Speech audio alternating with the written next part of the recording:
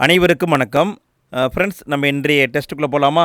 இன்றைக்கி டெஸ்ட்டுன்னு பார்த்தீங்கன்னா 10ஆம் வகுப்பில் சமூக அறிவியல் புத்தகத்தில் குடிமையியல் பக்கத்தில் 2வது பாடம் நடுவண் அரசு அப்படிங்கிற ஒரு பாடம் இருக்குது. அந்த பாடத்தில் மக்களவை, மாநிலங்களவை மற்றும் சபாநாயகர் இந்த 3 தலைப்பு மட்டும்தான் நம்ம இன்றைக்கி பார்க்க போகிறோம். நீங்கள் படிச்சுட்டு வந்திருப்பீங்கன்னு நினைக்கிறேன். ஃப்ரெண்ட்ஸ், நம்ம டெய்லியுமே டெஸ்ட்டு நடத்திக்கிட்டு இருக்கோம். டெஸ்ட்டுக்கான பகுதியை நான் டெலகிராம் குரூப்பில் ஷேர் பண்ணிகிட்ருக்கேன். நீங்கள் இன்னும் ஜாயின் பண்ணலைன்னா ஃபஸ்ட்டு கமெண்ட்டில் டெலகிராம் குரூப்புக்கான லிங்க் இருக்குது, ஜாயின் பண்ணிக்கோங்க. சரி, ஓகே, நம்ம இன்றைய டெஸ்ட்டுக்குள்ளே போகலாமா? சரி, ஃபஸ்ட்டு கேள்வியை பாருங்கள். இந்திய நாடாளுமன்றம் எத்தனை பகுதிகளை கொண்டது? இந்திய நாடாளுமன்றம் எத்தனை பகுதிகளை கொண்டது? இந்த வீடியோவில் 25 கேள்வி இருக்குது. முழுமையாக அட்டன் பண்ணுங்கள் ஃப்ரெண்ட்ஸ். சரி, விடையை பார்க்கலாங்களா? விடை 3 பகுதிகளை கொண்டது. நீங்கள் தெரியாதனமாக 2 பகுதின்னு சொல்லிடாதீங்க. மக்களவை, மாநிலங்களவை 2 தானே இருக்குது அப்படின்னு நினச்சிக்காதீங்க. குடியரசுத் தலைவர் அவரும் வருவார். மொத்தம் 3 பகுதி இருக்குது. அடுத்த கேள்வியை பாருங்கள். மக்களவையில் மட்டுமே எந்த மசோதாவினை அறிமுகப்படுத்த முடியும்? மக்களவையில் மட்டுமே எந்த மசோதாவினை அறிமுகப்படுத்த முடியும்? இதற்கான பதில் நிதி மசோதா. இதை மக்களவையில் மட்டும்தான் அறிமுகப்படுத்த முடியும். அடுத்த கேள்வியை பாருங்கள். சரியான கூற்றை கண்டறிக. 2 பாயிண்ட் கொடுத்துருக்காங்க. எது சரின்னு கண்டுபிடிக்கணும். சரி, விடையை பார்க்கலாங்களா? ஃபஸ்ட்டு பாயிண்ட்டு, இந்திய நாடாளுமன்றம் சட்டம் இயற்றுதல், நிர்வாகத்தினை மேற்பார்வையிடுதல், பொதுமக்களின் குறைகளை போக்குதல் ஆகியவற்றை செய்கிறது. இது சரிதாங்க. அடுத்த பாயிண்ட்டு, மாநிலங்களின் எல்லைகளை மாற்றி அமைத்திட நாடாளுமன்றத்துக்கு அதிகாரம் உண்டு. இதுவும் சரிங்க. அப்போ பார்த்தீங்கன்னா கூற்று 2ம் சரி. இதுதான் விடை. அடுத்த கேள்வியை பாருங்கள். ராஜ்யசபா என்று அழைக்கப்படும் மாநிலங்களவை எத்தனை உறுப்பினர்களை கொண்டது? ராஜ்யசபான்னு சொல்லுவாங்க, மாநிலங்களவை அப்படின்னும் சொல்லுவாங்க. இதில் இருக்கிற மொத்தம் உறுப்பினர்கள் 250 பேர் இருக்காங்க. 250 பேர். அடுத்த கேள்வியை பாருங்கள். தவறான கூற்றை கண்டறிக. 4 பாயிண்ட் இருக்குது. எது தவறு, எது சரின்னு கண்டுபிடிக்கணும். சரி, விடையை பார்க்கலாங்களா? ஃபஸ்ட்டு பாயிண்ட்டு, இந்திய குடிமகனாக இருக்க வேண்டும். எதுக்குன்னா, அதாவது மாநிலங்களவை உறுப்பினர், சரிங்களா? மாநிலங்களவை உறுப்பினர் ஆவதற்கான தகுதியை கொடுத்துருக்காங்க. அதை இங்கே மென்ஷன் பண்ணல, ஸோ பார்த்துக்கோங்க. இந்திய குடிமகனாக இருக்க வேண்டும், இது கரெக்டு. 30 வயது பூர்த்தி அடைந்தவராக இருக்க வேண்டும், கரெக்டு. வாங்கிய கடனை திருப்பித் தர முடிபவராக இருக்கக்கூடாதுன்னு சொல்லியிருக்காங்க, தவறு. இருக்கணும். மக்களவையில் உறுப்பினராக இருக்கக்கூடாது, இது கரெக்டுங்க. அப்போ இங்கே பார்த்தீங்கன்னா 1, 2, 4 சரி. 1, 2, 4 சரி. இதுதான் விடை. அடுத்த கேள்வியை பாருங்கள். தற்சமயம் மக்களவை எத்தனை உறுப்பினர்களை கொண்டது? தற்சமயம் மக்களவை எத்தனை உறுப்பினர்களை கொண்டது? விடையை பார்க்கலாங்களா? விடை இப்போ கரண்ட்டில் பார்த்தீங்கன்னா 543 பேர் இருக்காங்க. 543 பேர். அடுத்த கேள்வியை பாருங்கள். மாநிலங்களவையில் எத்தனை உறுப்பினர்கள் மறைமுக தேர்தல் மூலம் தேர்ந்தெடுக்கப்படுகின்றனர்? மாநிலங்களவையில் மொத்தமாக 250 பேர் இருப்பாங்கன்னு பார்த்தோம். அதில் மறைமுக தேர்தல் மூலமாக எத்தனை பேர் தேர்வு செய்யப்படுறாங்க? இதற்கான விடை 238 பேர். 238 பேர் மறைமுக தேர்தல் மூலமாக தேர்ந்தெடுக்கப்படுறாங்க. மீதம் இருக்கிற 12 பேரை குடியரசுத் தலைவர் நியமிக்கிறாரு. அடுத்த கேள்வியை பாருங்கள். சரியான கூற்றை கண்டறிக. 2 பாயிண்ட் இருக்குது. எது கரெக்டுன்னு கண்டுபிடிக்கணும். சரி, விடையை பார்க்கலாங்களா? ஃபஸ்ட்டு பாயிண்ட்டு, மக்களவையில் மட்டுமே நிதி மசோதாவினை அறிமுகப்படுத்த முடியும். இது சரிதாங்க.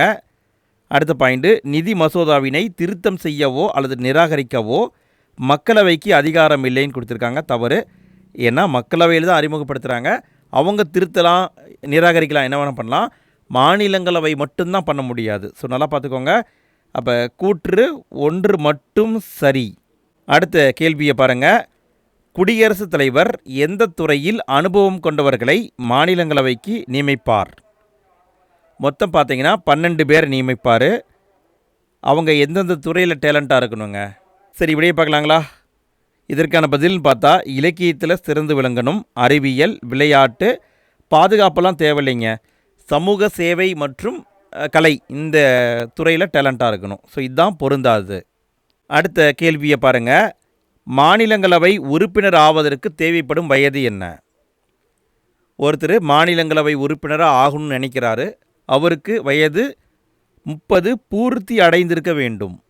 கம்ப்ளீட் ஆகியிருக்கணும். அடுத்த கேள்வியை பாருங்கள். தவறான கூற்றை கண்டறிக. மாநிலங்களவை பற்றி 4 பாயிண்ட் கொடுத்துருக்காங்க. இது தப்புன்னு கண்டுபிடிக்கணும். சரி, விடையை பார்க்கலாங்களா? ஃபஸ்ட்டு பாயிண்ட்டு, மாநிலங்களவை ஒரு நிரந்தர அவை. இது சரிதான். 2வது பாயிண்ட்டு, மாநிலங்களவையை கலைக்க முடியாது. இதுவும் சரிதான். 3வது பாயிண்ட்டு, மாநிலங்களவை உறுப்பினர்களின் பதவிக்காலம் 6 ஆண்டுகள். கரெக்டுங்க. மக்களவைனா 5 ஆண்டு, மாநிலங்களவைனா 6 ஆண்டு. அடுத்த பாயிண்ட்டு, 2 ஆண்டுக்கு ஒரு முறை 4/1 உறுப்பினர்கள் ஓய்வு பெறுவர். இது தவறுங்க. 3/1 உறுப்பினர்கள் ஓய்வு பெறுவார்கள். ஸோ அதனால் இந்த பாயிண்ட் தான் தவறு. அடுத்த கேள்வியை பாருங்கள். சரியான கூற்றை கண்டறிக. 2 பாயிண்ட் கொடுத்துருக்காங்க. எது சரின்னு கண்டுபிடிக்கணும். சரி, விடையை பார்க்கலாங்களா? துணை குடியரசுத் தலைவர் பதவி வழியாக மாநிலங்களவையின் தலைவராக செயல்படுகிறார். இது கரெக்டுங்க. மாநிலங்களவையின் துணைத் தலைவர் மக்களால் தேர்ந்தெடுக்கப்படுகிறார்னு கொடுத்துருக்காங்க. இது தவறு. உறுப்பினர்களால் தேர்ந்தெடுக்கப்படுவார். ஸோ பார்த்தீங்கன்னா கூற்று 1 மட்டும் சரி. அடுத்த கேள்வியை பாருங்கள். சரியான கூற்றை கண்டறிக. 2 பாயிண்ட் கொடுத்துருக்காங்க. எது சரின்னு கண்டுபிடிக்கணும். சரி, விடையை பார்க்கலாங்களா? ஃபஸ்ட்டு பாயிண்ட்டு, நிதி மசோதா மாநிலங்களவையின் ஒப்புதலுடன் சட்டமாக மாறும். இது சரிதாங்க. 2வது பாயிண்ட்டு, மாநிலங்களவை 14 நாட்களுக்குள் ஒப்புதல் அளிக்கவில்லை எனில் ஒப்புதல் பெறாமலேயே சட்டமாகிவிடும். இதுவும் சரிதாங்க. பார்த்தீங்கன்னா கூற்று 2ம் சரி. அடுத்த கேள்வியை பாருங்கள். மக்களவைக்கு அதிகபட்சமாக தேர்ந்தெடுக்கப்படும் உறுப்பினர்கள் எத்தனை பேர்? மக்களவைக்கு அதிகபட்சமாக தேர்ந்தெடுக்கப்படும் உறுப்பினர்கள் விடையை பார்க்கலாங்களா? 552 பேர் வரைக்கும் தேர்ந்தெடுக்கலாம். ஆனால் இப்போ இருக்கிறவங்க 543 பேர் தான் இருக்காங்க. அடுத்த கேள்வியை பாருங்கள். சரியான கூற்றை கண்டறிக. 2 பாயிண்ட் இருக்குது. எது சரின்னு கண்டுபிடிக்கணும். சரி, விடையை பார்க்கலாங்களா? ஃபஸ்ட்டு பாயிண்ட்டு, மக்களவைக்கு 530 உறுப்பினர்கள் பல்வேறு மாநிலங்களிலிருந்து தேர்ந்தெடுக்கப்படுகின்றனர். இது சரிதாங்க. 530 பேரை பல்வேறு மாநிலங்களிலிருந்து தேர்ந்தெடுத்து அனுப்புவாங்க. அடுத்த பாயிண்ட்டு, மக்களவைக்கு 15 உறுப்பினர்கள் பல்வேறு யூனியன் பிரதேசங்களிலிருந்து தேர்ந்தெடுக்கப்படுகின்றனர். இந்த பாயிண்ட் தவறுங்க. 13 பேரை தேர்ந்தெடுத்து அனுப்புவாங்க. கூட்டி பாருங்கள், 543 பேர் வருவாங்க. அப்போ இங்கே பார்த்தீங்கன்னா கூற்று 1 மட்டும் சரி. அடுத்த கேள்வியை பாருங்கள். மக்களவை உறுப்பினர் ஆவதற்கு தேவைப்படும் வயது என்ன? மாநிலங்களவைனா 30 வயதுன்னு பார்த்தோம். மக்களவைனா 25 வயது பூர்த்தி அடைந்திருந்தாவே போதும். அடுத்த கேள்வியை பாருங்கள். யார் பதவி வழியாக மாநிலங்களவையின் தலைவராக செயல்படுகிறார்? முன்னாடியே நம்ம பார்த்துட்டோம். இதற்கான பதில் துணை குடியரசுத் தலைவர்.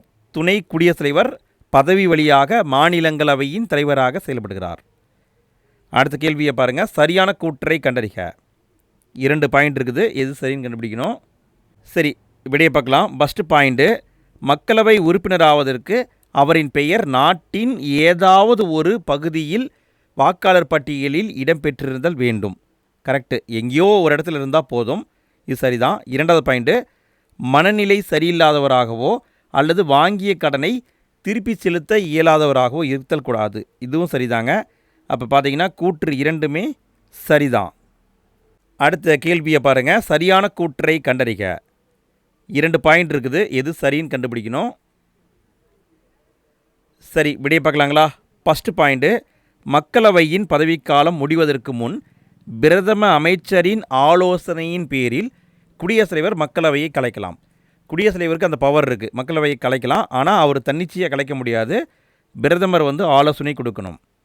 2வது பாயிண்ட்டு, இந்திய அரசியலமைப்பின் அவசர நிலை சட்டத்தின்படி மக்களவையின் நம்பிக்கை வாக்கெடுப்பில் எந்த ஒரு கட்சிக்கோ அல்லது கூட்டணிக்கோ பெரும்பான்மை இல்லாத பட்சத்தில் குடியரசுத் தலைவர் மக்களவையை கலைக்கலாம்.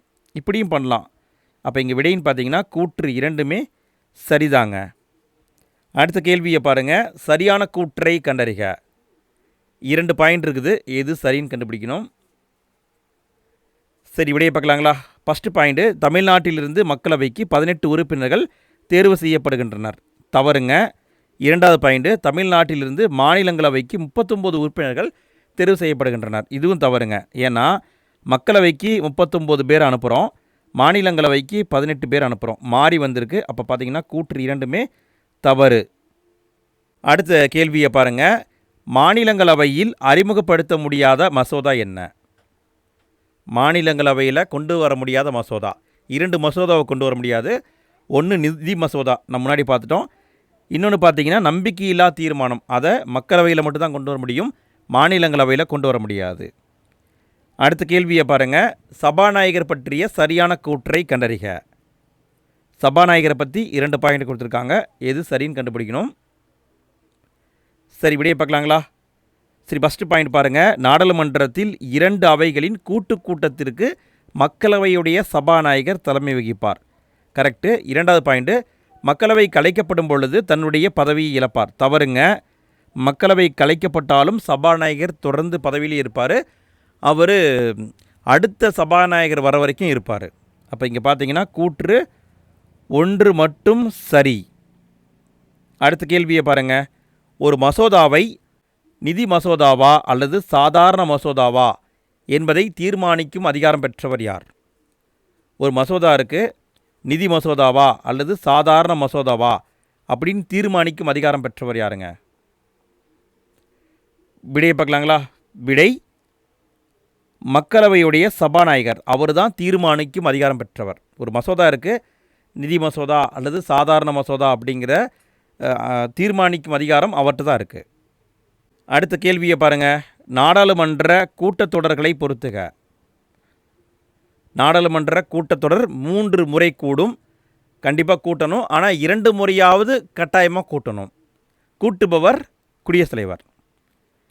சரி, விடையை பார்க்கலாங்களா? நிதிநிலை கூட்டத்தொடர் பார்த்திங்கன்னா பிப்ரவரி மாதத்தில் ஆரம்பித்து மேலே முடியும்.